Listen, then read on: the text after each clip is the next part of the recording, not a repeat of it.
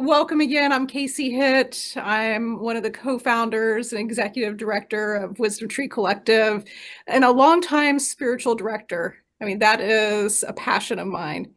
And so we want to welcome you. We give our graduates the opportunity to offer a presentation about their second year focus. And their second year focus, they can choose a project or they can choose to do a research paper.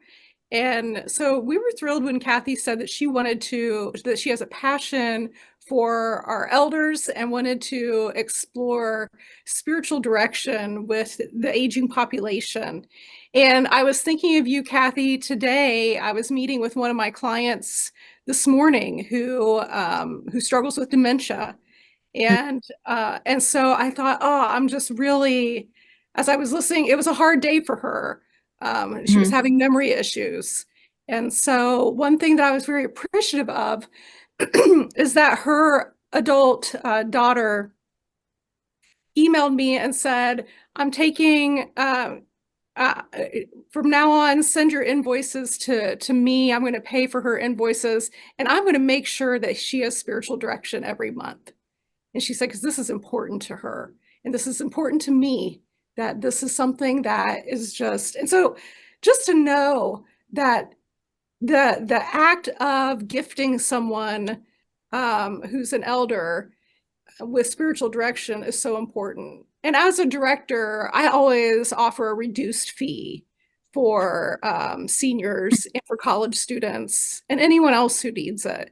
But it's automatic when it comes to seniors because just having companionship during that season of life is Mm. important. So thank you for your research, Kathy, and I'm going to turn it over to you. You're welcome. Okay. So, welcome everybody, and good evening. I know it's late for some of you. It's only 7 o'clock here in Central Time, but I know for some of you, it's probably 8 o'clock at night. But for some of you, it's earlier in the evening. So, thank you for taking the time to join me this evening. Before I even begin, well, by the way, I'm a second year student. I just graduated in August, and my paper was on spirituality in the elderly. And I agreed to do a presentation, so that's why we're all here this evening. So before we begin, I kind of wanted everybody, since you've probably had a long day, maybe decompress a little bit, just do a quick little 3-minute mindfulness meditation. So I'm going to kind of walk you through that, and then we'll get into the topic. So if you want to turn off your cameras, feel free to turn your cameras off or stop your video and close your eyes and kind of just meld into what we're going to go through right now. So I want you to begin by bringing your attention down into your body. Close your eyes if it's comfortable for you. Notice how your body's seated, where you're seated. Feel the weight of your body on the chair, on the floor. Just kind of lean into it. Take a few deep breaths. Breathe in for 3, 2, exhale for 5, 1, 2, 3. Inhale again and exhale for 5. And as you're taking these deep breaths, you're bringing more oxygen in and you're enlivening your body. And as you exhale, you should have a sense of relaxing more deeply. So just continue to inhale and exhale deeply, feeling that relaxation. And you may notice your feet on the floor and the sensation of your feet touching the floor, the weight, the pressure, maybe vibration, heat in your feet. Just continue to breathe in, exhale, feeling that weight on the floor. You might notice your legs against the chair, the pressure against the chair, the pulsing, heaviness, lightness, wherever you may be at this stage in the day. Just continue to breathe and relax. Notice your back against the chair, just leaning into that chair. Bring your attention down into your stomach area. And if your stomach happens to be tight or tense, let it soften. Take a breath. Breathe in deep for 3, and then exhale for 5 or 5. Great. And as your stomach is tensing or tightening, letting it soften, you're breathing, notice your hands. Are your hands tensed? Are they tight? See if you can allow your hands to kind of soften. If you're gripping that chair, see if you can kind of just lift your fingers and just let them soften, kind of relax, and feel that softening sensation moving up your arms. Feel your arms softening. Feel your shoulders soften as you relax more into your chair, your sofa, wherever you're sitting in, as you're still continuing to breathe deep. Notice your neck and your throat. Let them be soft. Let them relax.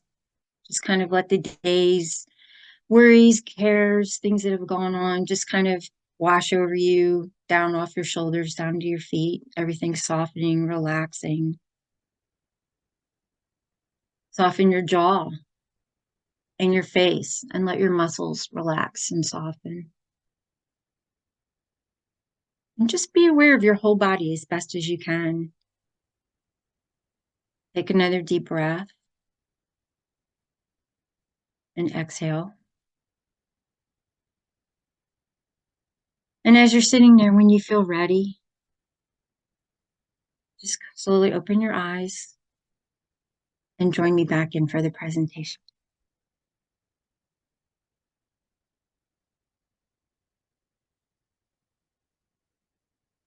Okay.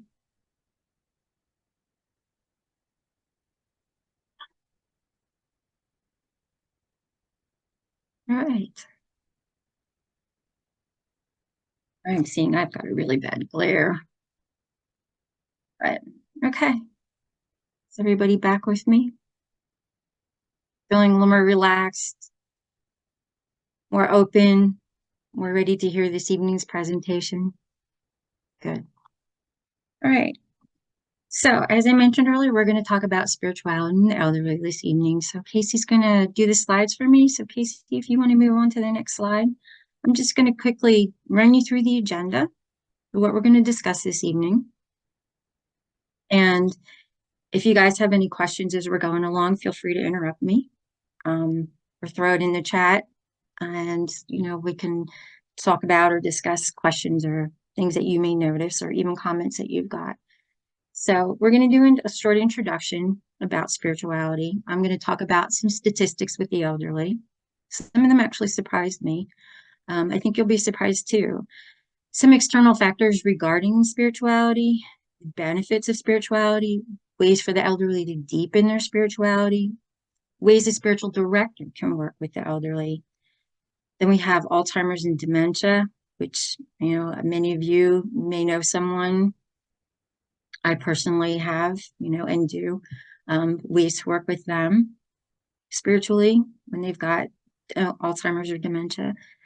And interestingly enough, what can we learn about spirituality from the elderly? I found that while I was doing this research that the elderly actually have a lot of wisdom to give us and things that they can provide back to us. So I kind of wanted to share just a few things, a few little golden nuggets from them that I gleaned when I was working with them and interviewing some folks and doing my research. All right, so let's go ahead and move on then. Next slide. So introduction, before we even get into the whole topic of the elderly and all, I just kind of wanted to touch on spirituality and what is spirituality and how is it different from religion? So, because a lot of times people get the two mixed up and they're really not the same thing. Religion is an established set of beliefs or traditions, ritual, prayers, and worship that people do. Going to church, having a prayer practice, it's a ritual. Whereas spirituality, it's related, but it goes beyond what we can perceive, what we can see. It's much broader and has much more meaning. And just to throw a little, I don't want to say monkey wrench in it, there are people who can be very spiritual, but not necessarily practice a religion. So just to make that meaning clear to you, you can be a very spiritual person, and not necessarily follow a religious tradition, but you can also follow religious tradition and be a very spiritual person. So in my research, I found, as people age, your spirituality is affected. It changes. I mean, as you get older, you're in a different place in life, and um, people find themselves in retirement, they find themselves losing family, they find themselves losing friends. The whole landscape changes as you get older. And having a sense of spirituality can provide a sense of comfort, calmness, peace, and meaning to someone. And for many, as the end of life nears, their spirituality is really what gives them a sense of peace about, their impending, passing away. So let's move on to the next slide. So well, we've talked about what spirituality is. Let's look at the elderly in particular. And I found these statistics really interesting because, you always hear about the baby boomers, and the baby boomers are the largest generation there is. Well, guess what? They're not anymore. The millennials have now surpassed the baby boomers, which really surprised me because I thought, oh gosh, I'm a baby boomer. There's tons of us. We're everywhere. Well, not so much anymore. The millennials have now kind of edged ahead of us. And it's most likely because we're starting to die off. We're becoming elderly and we're passing away. And we get to this point in our lives, well, hey, maybe we start looking at our spirituality and our meaning and our legacy in life. But within the within the baby boomers, more than 90% consider themselves religious. Approximately 5% consider themselves to be spiritual. Greater than 90% pray actively. That really surprised me, that one there. And greater than 50% attend religious services weekly or more often. So even though the baby boomers are not the largest demographic out there anymore, they're still a large demographic within society, and they are growing older. The needs are different, and there's a need to provide programs that cater specifically to this group of people, and even the demographics that come after them, after the baby boomers as they age and become elderly. So there's, different religious and spiritual needs. So people get to this point in their life, they start asking themselves, well, what was my purpose in life? What was my meaning? What happens when I die?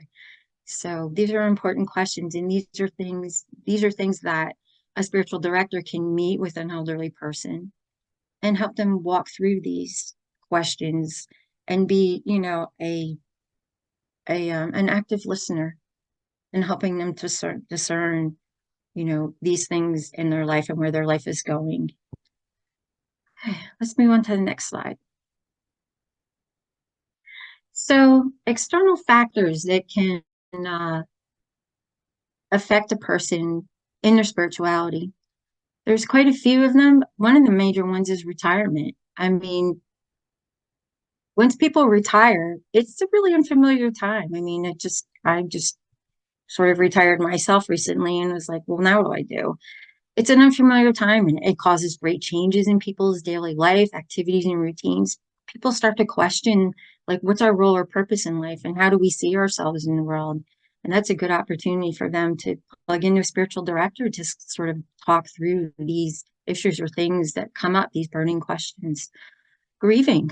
Grieving is another external factor that comes in that as people age, their parents pass away, siblings pass away, friends pass away, they start going through a grieving process, and this is where people tend more to lean into their faith and their spirituality as they start to cope with the loss of a loved one.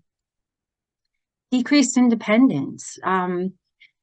Spirituality can help bridge that gap that may be felt when there's embarrassment or there's a feeling of being uncomfortable when there's a loss of independence, where someone needs help with different aspects of daily life, such as, maybe someone's wheelchair bound down, or they can't get out to shop, or, they've got an illness where they need some sort of care on a daily basis. Their spirituality can help them, work to bridge that gap and make them feel more comfortable, knowing that they're still God's child, everyone's God's child, they're still important, and a spiritual director can also help in that situation, meeting with them, talking through these things. An increased time to reflect. I mean, let's face it, as we get older and we retire, we've got the luxury of time on our hands, and people can sometimes then tend to sit and start pondering the mysteries of life and reflecting on what have I done? What didn't I do? Do I have regrets in life? Where am I going next? And sometimes with that reflection, the spirituality may cause a shift in someone's perspective in the world, and sometimes in a positive way, sometimes in a not so positive way.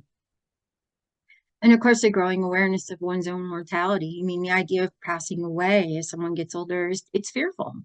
It's fearful, and it brings many questions and concerns to the surface for someone to reflect on. And often people, start thinking about their legacy in life, like, what am I leaving behind? How am I going to be remembered?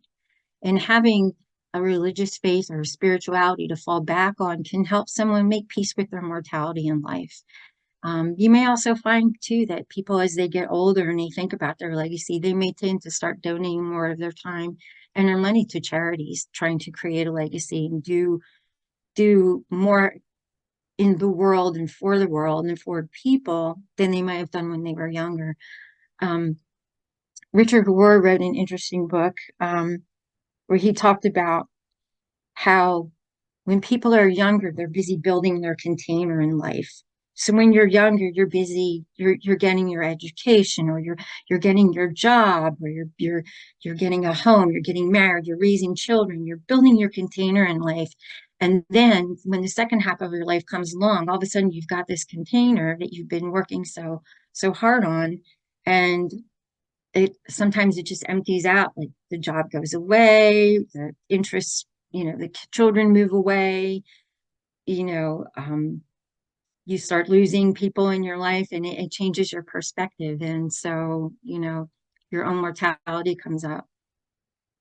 So, these are all things that affect people's spirituality.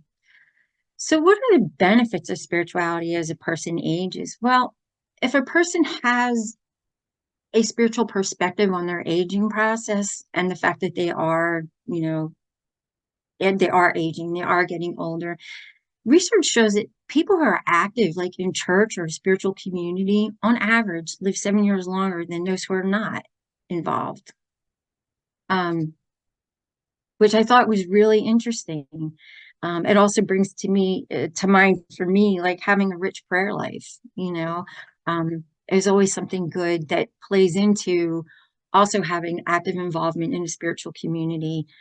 There's a lot to be said for prayer, and I could probably talk an hour on that, but I won't tonight because we're talking about elderly tonight. So, but having a rich church life or a spiritual life and being involved in activities like that leads to connection and meaningful discussion with others who are in this same place in their life. And, there can be discussion, there can be shared practices, religious shared practices. Aging tends to be more accepting when you're doing along with other people who are also aging as well. Um, Other things about having a spiritual life, it gives people a better ability to cope with health problems. It tends to give them a different perspective on life, and it kind of shifts or reframes their way of thinking about their life and where they're going. And it also helps them recover more quickly from an illness or injury.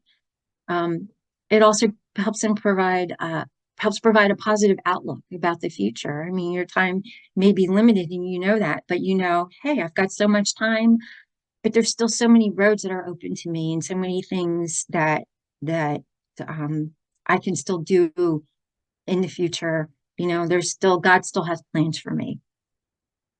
It improves confidence, self-esteem. And in many cases, when people get to that age in their life, they start thinking about, regrets or relationships with people that they've had in their life, that maybe they want to start restoring relationships with friends or family that had gone awry when they were much younger. It also gives people a higher sense of purpose and meaning in life. And it also provides a greater sense of personal dignity. So let's move on and talk about ways that the elderly can deepen their spirituality. And how can a spiritual director work with somebody? Um, I think first and foremost, just being an active listener and having candid discussions with them about choices and decisions that maybe they need to make, or maybe they want to talk about that relationship that went awry, or maybe they want to talk about their prayer life, or maybe they want to talk about, I'm not in a community. How do I get in a community? Or how do I interact with people? Um, there's other areas that meeting with someone as a spiritual director, you can talk about topics such as letting go. When people get elderly in the latter part of their life, they tend to let go of a lot of things. They tend to let go of possessions. Sometimes they tend to let go of um, attitudes or preconceived notions. Forgiveness comes into the framework of what they may be going through, and people tend to travel later in this part of their life. And a spiritual director is someone who can sit and listen and work with someone as they're going through maybe this potential letting go in life, and moving into what is the next phase of what I'm going through. Gratitude is another area that's open for conversation and is something that you will see a lot more among the elderly. There's a Buddhist writer and teacher named Louis Richmond who says he teaches his older students an exercise he calls the thank you prayer. So people repeat the word thank you silently in themselves and they watch what comes up. And he said that it's amazing how readily images of gratitude come to mind. So I'm going to pause for a minute. And I think it would be really neat if we would all kind of take a look at this and practice this gratitude prayer. So if you want to, you can turn off your camera. If you don't want to, we're only going to do this about a minute. Um, just close your eyes and sit back comfortably in your chair and close your eyes and just say to yourself, thank you, and see what images come to your mind when you do this. And when your image comes to mind, say thank you again and see what else pops up. And you can say thank you again and see what else pops up. And I know sitting here, just share with you, when I close my eyes and I say thank you, the first thing that pops up for me is I have a little 17-year-old dog, little bitty little poodle. He's really old, and he's my thank you because I have so much gratitude for him. So I'm just curious, does anybody else online want to share anything that's come up for them? No? Okay. Well, maybe afterwards when we're done. But it's a good thing when you're having a bad day and you just think about it, kind of tuck that way in the back of your head. You're having a bad day, you come home in the evening and sit down, close your eyes and say thank you and see what comes up. What are you grateful for? I'm grateful for a really good cup of coffee I had this morning. All right, moving on, generosity. I know I mentioned generosity earlier, but giving is a universal spiritual value. It's taught by every religion. And naturally, as people age, they tend to increase their giving and their generosity. It's also been scientifically proven that generosity and giving increase happiness. And as we age, since our generosity increases, we should all be very happy as we get older. But I mean, giving creates happiness. It lifts our spirit, and it's truly a spiritual practice. And regrets, no regrets. I know I mentioned this one earlier too. And this is another area where, you know, a spiritual director can really lean in and sit with someone. When we get older, sometimes we have regrets about things that we did or things that we didn't do, and we can drain ourselves and beat ourselves up with this rather than leaving ourselves being open to new possibilities as we age. There's always new roads in life. There's always things that are potential for other things to come up. And, we're always on a journey and we're not finished until we're finished. So sometimes being a spiritual director and sitting with someone and helping them, hey, take those regrets about things that happened or didn't happen, kind of compartmentalize them, and let's look at what God's plan is for you for the rest of your life moving forward. And trying to put those regrets aside because, like I said, there's life's journey is not over till it's over. So, God's still got a plan for you. Let's keep on moving and not get stuck in that cycle of regret. Reframing is another one, and it's interesting. A lot of times, as people age and they tend to suffer from losses, and maybe it's a physical disability or a lack of ability to do things like they used to do. And they can't do physical tasks anymore. I mentioned somebody potentially being in a wheelchair because they can't, they can't get around. They're not that mobile anymore. But just because you're in a wheelchair now doesn't mean that it's the end of life as you know it. There's other things that you can do. And one of the examples I read that was really interesting is maybe you're a runner and you can't run anymore because you have arthritis, but you can swim. So take up swimming. Take a bad situation, reframe it, and make a positive out of it. It makes life much more bearable. And this is something too, where, as I said earlier, a spiritual director can work with someone who's elderly and help them maybe go through the reframing process and start looking at, hey, God still has a plan for you for the rest of your life. Let's talk through that. Let's discern where we think, God is talking, moving you, where he's taking you next. Let's keep moving on. After reframing, I know there's flexibility, being flexible. Some changes in life, we know they're irreversible, losing a family member, a physical illness, a physical change. Instead of being rigid as we get older, becoming more flexible, like kids are so flexible. Becoming more flexible when you're older helps you constructively cope with things that are going on and situations that are coming up. Um, Never give up. Never let aging get the best of you. Curiosity. Curiosity was probably one of my favorite things on this list because a lot of times when I go to bed at night, I always think to myself, I'm really curious as to what's going to happen tomorrow. I may not have anything on my schedule, but how do I know that tomorrow when I get up, somebody I haven't talked to in 6 months is going to call me and say, hey, I haven't talked to you in a while. Are you free? Let's go grab a cup of coffee and catch up. You never know what's going to happen. Be curious. Curiosity keeps you young, you know, just as physical exercise works our muscles, being curious works our mental and our emotional state. So taking a class, contacting a friend, doing something to break out of the familiar routines in life. And then again, this here is where a spiritual director can work with somebody who's maybe kind of stuck in that trench and they're like, I just don't know where things are going. And it's like, I'm curious. What do you think about so and so? Have you ever thought about doing X? Be curious. Leave yourself open to whatever God's plan is going to come your way and it's going to show up for you that day. Legacy, working with the elderly with their legacy. Legacy is more than just possessions and wealth. Um, every day we're alive, we add to our legacy. I think it's more in our latter years, it's more of a chance to see if our legacy is really what we want it to be. I think it's more of how are people going to remember us? How are my kids, grandkids, and their kids going to remember their great great grandmother? You know, are they going to remember you because of your wealth or a building was named after you, or are they going to remember you for the person that you were?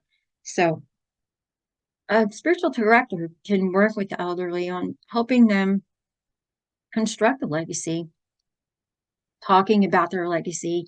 And if there's things in your legacy or memories or things that are out there that have happened in the past, working on maybe shifting or changing them and creating new memories and a new different kind of legacy that you want people to remember you by. And finally, solitude. And solitude is not to be confused with isolation. Isolation is when someone is by themselves and it's not their choice. They have no control over the fact that they are isolated. Solitude is something that's chosen. And a lot of times you'll find that, and I do this myself. I enjoy my solitude. I like my solitude. It really gives me time to sit and reflect and think and just breathe and decompress. And a lot of the times with the elderly, they like to close off the world and be alone with God to wrestle with things that are going on inside them. And so that solitude, a lot of times, is chosen and it's not the same as isolation. And there again, there's something where, an elderly person wants to go into solitude to work through things and wrestle with God, where a spiritual director can companion them on that. So let's now talk with ways that, other ways a spiritual director can work with the elderly, other than the components that we just talked about, because all the things that we just went through are great examples of things that the elderly experience and go through, and opportunities for spiritual directors to companion them. But there's other ways for spiritual directors to work with the elderly, and particularly in group settings. Sometimes the elderly are in homes, nursing homes, or they're in assisted living or independent living. They may not get out much. They may not have time to see spiritual director one-on-one. So a lot of, it's nice if spiritual directors can go into facilities and do group activities. And they can do programs with them, or things such as having prayer groups. Prayer groups can bring the elderly, different people together who have similar spiritual, religious, beliefs, um, together, so that they can all, share in having a prayer group. Prayer groups can also ease depression, and they foster social community and interaction within that, residential facility. Volunteer groups and visiting committees are another two ways that spiritual directors can get volunteer groups together, or visiting committees together. Volunteer groups can get together and do things such as have a card ministry. And maybe once a month they get together and they, who knows, get a list of birthdays from a church, and they do a card ministry and send out cards, birthday cards to people. That fosters a feeling of happiness. And other elderly who are homebound, you would not believe how they cherish getting those cards. My father's a prime example of that. My church does that on a monthly basis, sends cards to shut-ins. And when my dad passed away and I was cleaning out his dresser, he had one drawer full of nothing but cards. And they were not only cards that we kids sent him for birthdays or holidays, but they were every single card that he ever got from the church group that, at my church, that sent him. He cherished those cards. People love getting those cards. And people who are elderly, who are still very active, like doing that kind of thing. I mean, I know an elderly gentleman myself who has his own card ministry that he sends out monthly cards to people on a birthday list within the church he attends. And he's an 83-year-old gentleman, and he's somewhat homebound, and that's his ministry. And he loves doing that, and people love getting those cards. Visiting committees. Just because people are elderly doesn't mean that they still can't get out and they're still not active. And it's great to get a group together where they can deliver packages to those others who are homebound, or maybe even visit schools and read to children in the afternoon. There's lots of things that, the elderly can do. I mean, I learned to knit from one. So, they can teach you all kinds of great things. There's lots of activities for them to do. The spiritual director can get them involved in doing. And as I said, activity, community, curiosity keeps them going. Meditation groups.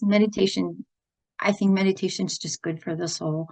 It can help relieve anxiety and stress of daily life and even chronic illness. And it allows for someone's spirit to become more restful and at peace. In religious and spiritual education classes, this was one that I thought was really interesting when I read about this one, in that if you go into, say, an assisted living place, why not have the people in the assisted living place once a month, someone come and talk about their religious or spiritual beliefs to the rest of the group? So maybe one month, someone who's Methodist talks about, I was raised Methodist, this is how we do this. Someone who's Jewish comes and does it. Someone who's, Catholic comes and do it.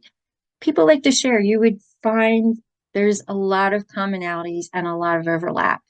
And people learn about each other. And again, it fosters community. It bridges that gap between isolation or loneliness, and gets people involved with one another. The one last thing that I didn't put on this list was gardening and artwork. If physical limitations aren't an issue for someone, creating artwork or gardening can be an excellent way for elderly to, um, express joy, gratitude, sorrow, be busy with their hands. They can be a mental and emotional release, as well as a way of honoring God through doing artwork.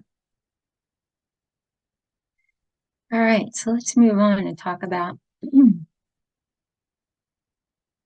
So some of the results of working with the aging not only include a positive shift in their habits or their way of living, but it helps them place more focus on their inner lives than external expectations.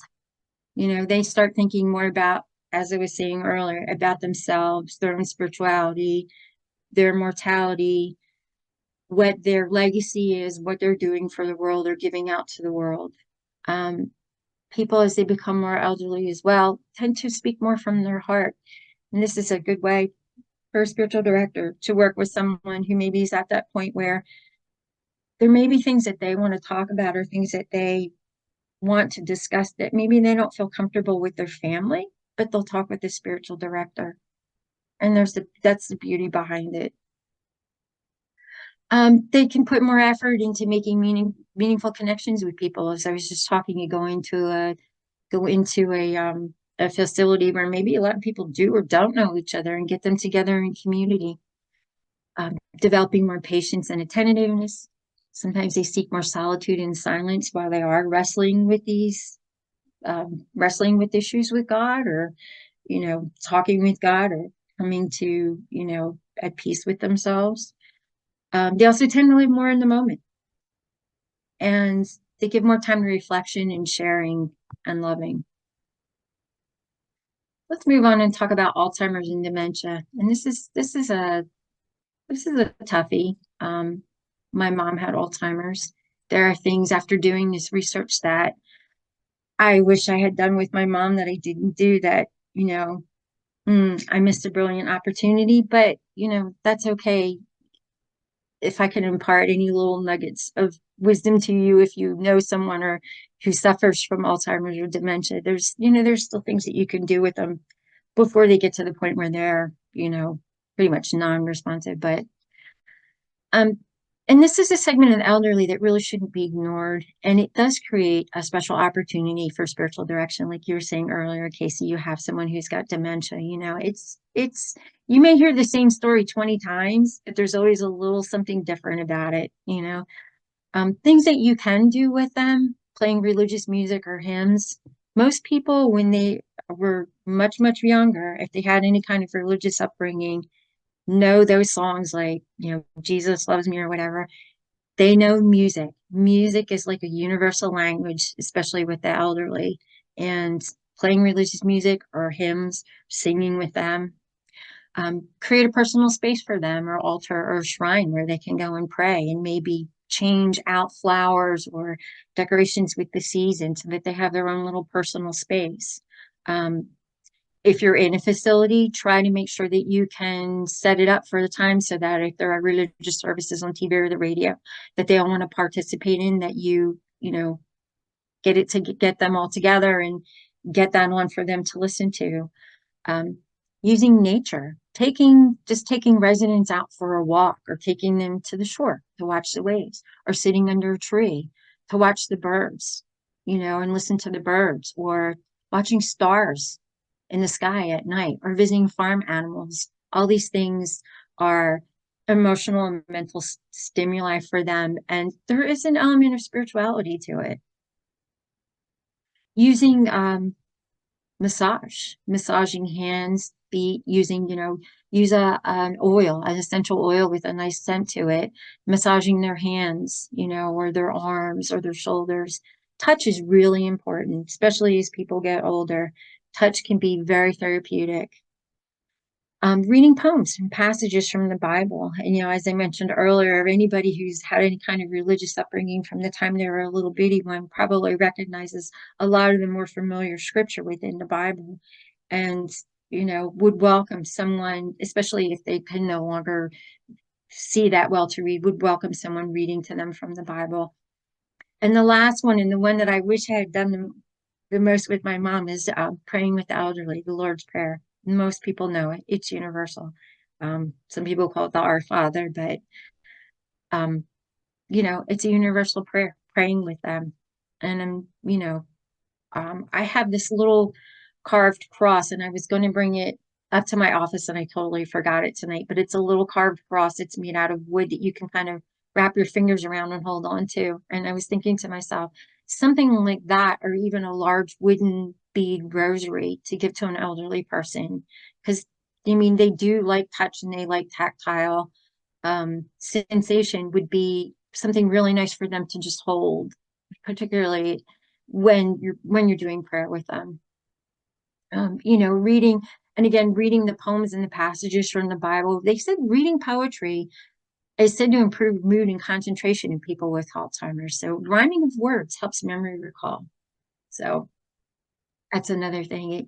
It can also bring up happy memories and recall happy times in their life too.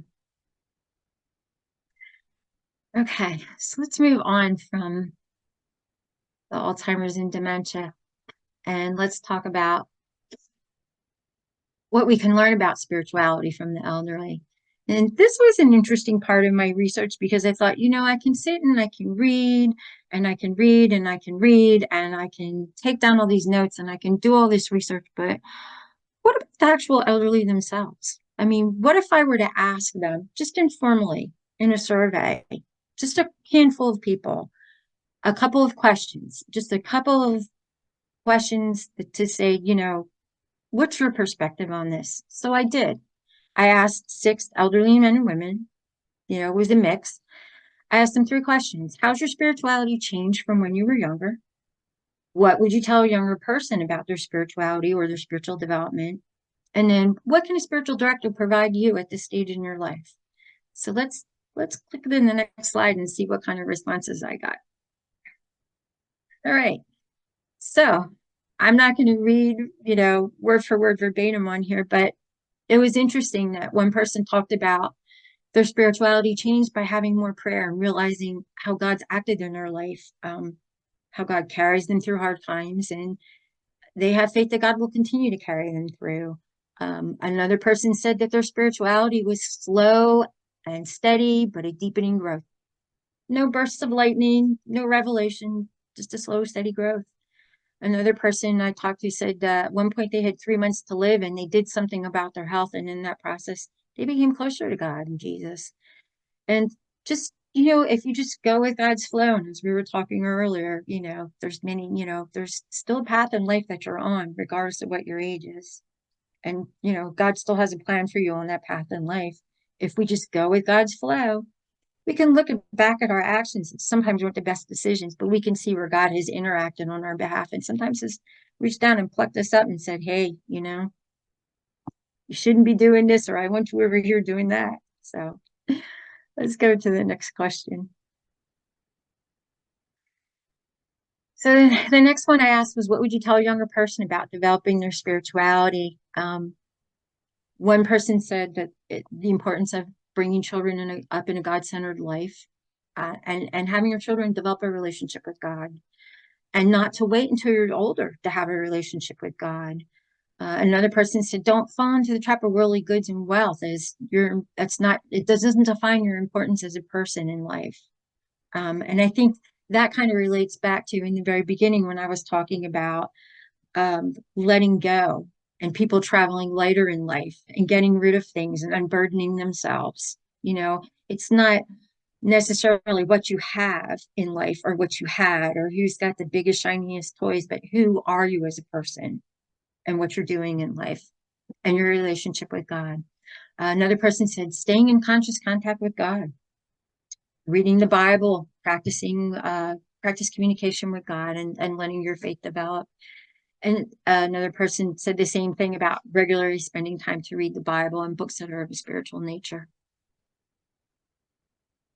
So the last question I asked them was, what can a spiritual director provide for you at this stage of your life? And, um, you know, training to be a spiritual director has been interesting because most people, when they ask you like, what do you do or what are you doing? And you tell them this, they're like, what is that?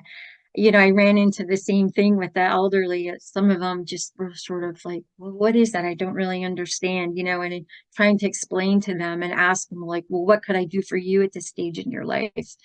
Um, Some of them still looked at me with a puzzled look. So I don't know if I wasn't communicating well enough with them or if they were still just trying to digest what I was telling them. But, one person said to me, as a spiritual director, you can remind me of who I am. I'm a Christian person and you can help support my beliefs in Jesus. And another person said, just help share as much as you can to help others with their growth in Christ. So. So let's move to the next slide. So in conclusion, just kind of wrapping all this up, I have to say my biggest takeaway from doing this paper and doing these interviews with the folks that I did interview, um, as I said, most elderly people and people in general don't really know what a spiritual director is or what they do or how they can benefit with working from one. So there's still a need to get that message out and let people know we are out there, we're here. We're trained listeners. We're here to walk with you on your journey. The other thing that I took away from this is the elderly want to be seen and heard. They really want to be seen and heard. They're a segment of the population, a demographic that is still very important. They still have a lot to contribute. They have a lot of great stories. They're genuinely just wonderful people to be around. So let's not forget them, because one day we too will be elderly and we don't want to be forgotten. There's also a need to assist elderly in the final phase of their life and their impending death. Now, I did some training earlier this year on becoming an end-of-life doula. It was interesting. I spent 2.5 days in this intensive training. They spent about 30 seconds on spirituality.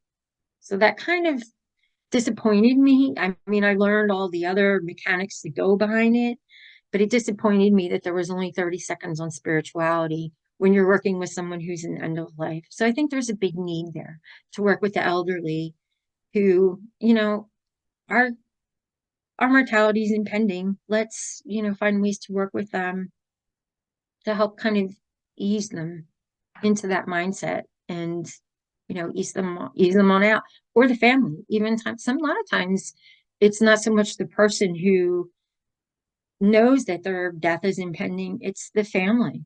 A lot of times it needs some spiritual work done with them. And I also found, as I mentioned earlier, in general, as people age, if they're spiritual in any way, they're more gracious, they're more understanding, they're more generous, and some of them are just downright funny and just a joy to be around. So anyway, that's my conclusion. That was my presentation to you this evening. I'm happy to take questions. I thank you for being here. I know I've been a lot of talking for the last 45 minutes, 50 minutes. So if anybody has questions, fire away.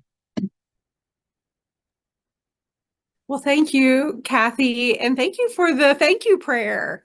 I Oh, you're just welcome. I just noticed for myself just the relaxing of my jaw. Like I just felt a Hmm. relaxation sensation happen for me during that prayer.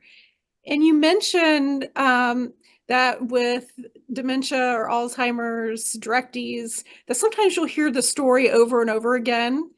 And Hmm. so I just wanted to share my experience is that I know when I go to two different places where I meet with directees who have Hmm.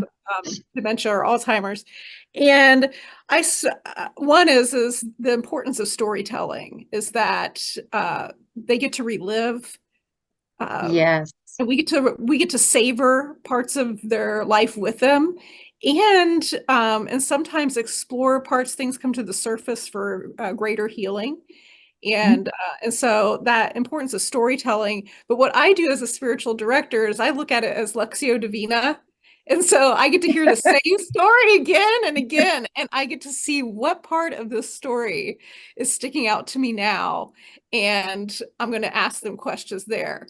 And so that's the way that I Mhm. have started to to view with some of my folks when I hear the Yeah, story the again. same story for the Yeah, I'm 100th like, time. ooh, Yeah. this we could approach this like Lectio Yeah. Divina. The text is their story, and Hmm. I get to hear it in a different way by exploring a different facet of it. Hmm. Yeah. So Yeah. thank you. Thanks you for sharing. Yes. I just wanted to say thank you so much for this. I was really looking forward to this for two reasons. I just lost my elderly mother this summer and sat with her in hospice for well, I guess, and the hospital total after her diagnosis of aggressive ovarian cancer. We didn't know it, so we found out, and 3 weeks later she was gone.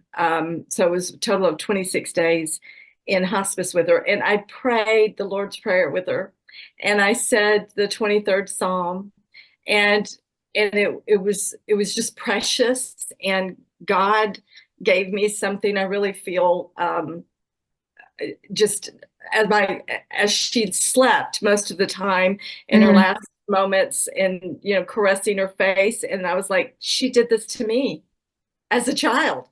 I am Yes, doing now, and absolutely. the circle of life has come back. And also, when you said the cross and holding, my dad makes these, and Yes. my parents were divorced when I was a baby, but my dad gave my mother, because they still, Right. had Right. 3 kids together. But this is what my mom passed away, except it was a purple one that my dad, a Purple Heart wood. It was a real wood that is purple tinted. But anyway, I just wanted to share that. And thank you so much. I see my elderly aunt that has Alzheimer's, and I will definitely use some of these things. So I just wanted to Oh, say, good. Okay, I'm glad this was helpful to you. And thank you for sharing that story. That was lovely. It was very nice. Thank you.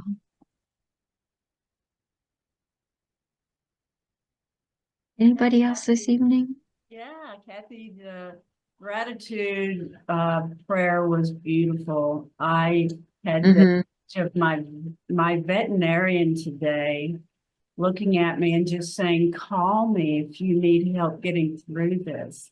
And it just gave me that much pause to be able to appreciate, that reaching out. And what occurred to me while you were talking about whether folks are in assisted living or group homes, or, that group spiritual direction may be a way to bring these folks together and, Yep. maybe have them not feel so lonely, we could check that box, and then they get to share their stories, they Yes. get to be with one another in a way that they may not be able to just having breakfast together. Exactly. With Yep. The their same table routine. mate. Yep. The same table mate every morning with a bowl of cereal. My dad was like that in assisted living. And it's like, there's a lot of other people in this place. Oh yeah, that's Let's get to know them. right. I visit my mother-in-law, and she has dementia, and she loves to tell her stories. And she's got, and I'm sure they would all just, I just loved your presentation. And Oh, thank you. I wrote down a bunch of things about, just being aware of the perspective of the elderly, can bring so much fortune and, wisdom. And I just loved it. I love the way you focused on that part of our lives. Of course, I'm in that category now, and Yeah.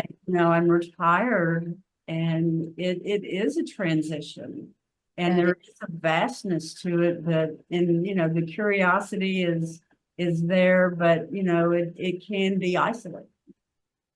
Yes. So I appreciate being here and listening. So thank you very much. Thank you. Mhm. Yeah, Kathy, I wanted to say too that the prayer of gratitude is a real it's a huge tool. It doesn't matter what age you are, really does it. It puts you right into a very spiritual mindset of rooting down into what's important. And I think as I watch my parents get older, bringing that back to the forefront is really helpful. I was also shocked by the statistics you shared. Like, I'm so thankful that you shared those, because I had no idea. To have such a small amount of spirituality dealt with when you're in the profession of being for lack of a better term, a death doula. That's shocking to me. I would assume it would be a much larger percentage. So just the information is huge, but the way you presented it and really that prayerful gratitude will stick with me for a long time. So thank you for that. I had all kinds of images just cropping up all over the place. So thank you. Great. Yeah, it was excellent. Good. Thanks for being here tonight. Mm. Yeah. Nice. Very nice. Kathy, I have a comment. It's Charlie from Rochester, New York. My day today was at Alpine Manor. That's like the pearl of my every 2 weeks. It's a maybe 20 or 30 bed assisted living facility. And there's and I give gratitude to you for the thank you prayer, because I'll use that. That was really nice. A little meditation to kind of settle people in and get them to focus. We have when somebody dies, it's such a small facility that and there's things going on all the time, but one thing we found very valuable is when one of the residents passes away, they may not pass away in the residence itself. They may go to the hospital or a deeper level care of nursing facility. But to bring everybody into one room and have a group prayer type of thing, and then have a little eulogy, it's like there's little light bulbs that go off all around the room when, did you know, about this person and that. So anyways, very insightful. Thank you so much for this evening. Oh, you're welcome. Thanks for being here. I want to add one other thing, being a Gen Xer, talking to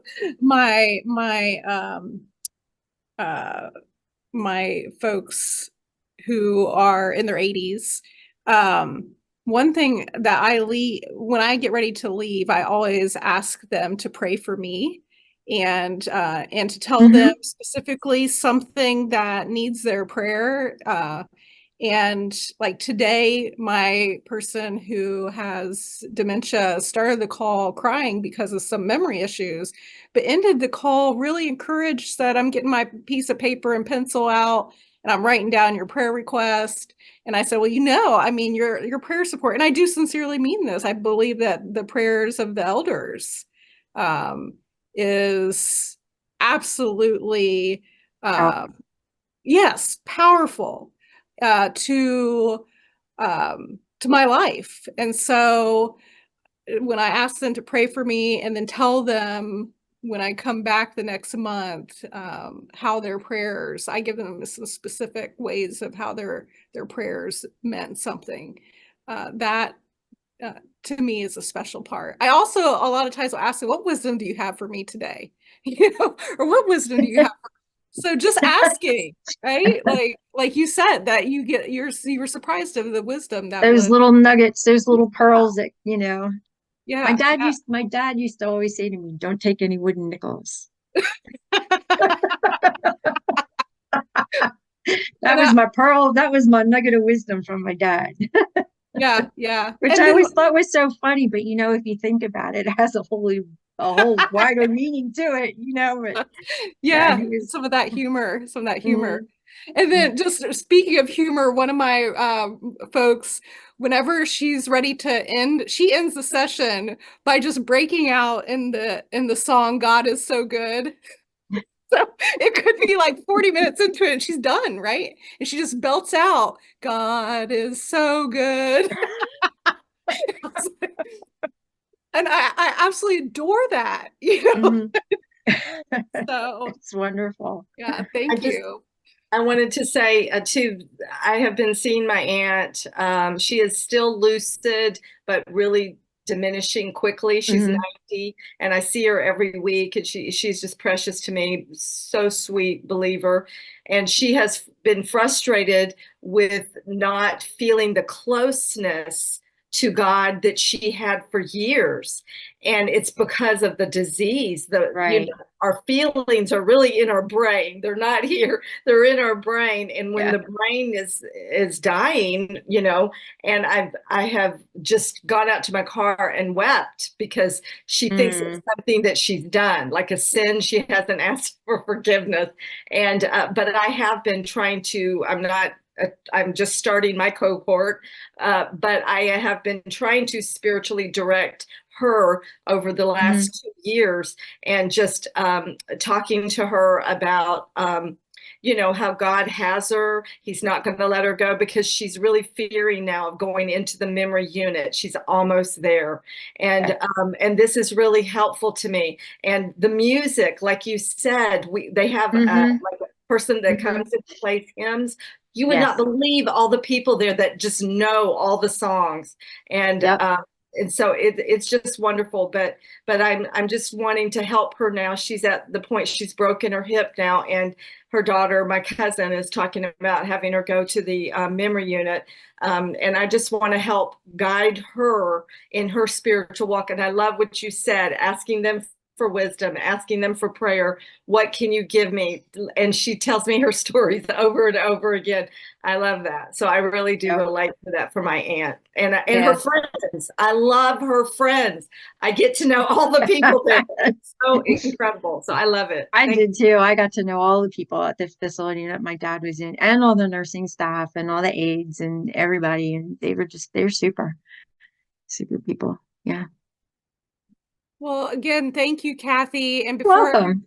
before everyone leaves, just a little promo for tomorrow. If you're free to join us, Beth will be facilitating a book club in which she uses children's books, and we glean the wisdom from those children's books, which would be a great thing to do in a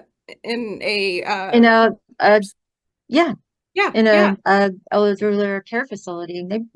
That's Well, right. I hate to plug it, but I'm going to plug it. This book that I'm doing tomorrow is all about the internal dialogue and all the negative things we tell ourselves all the time that we need to get rid of. It's a fantastic book. It's really fun.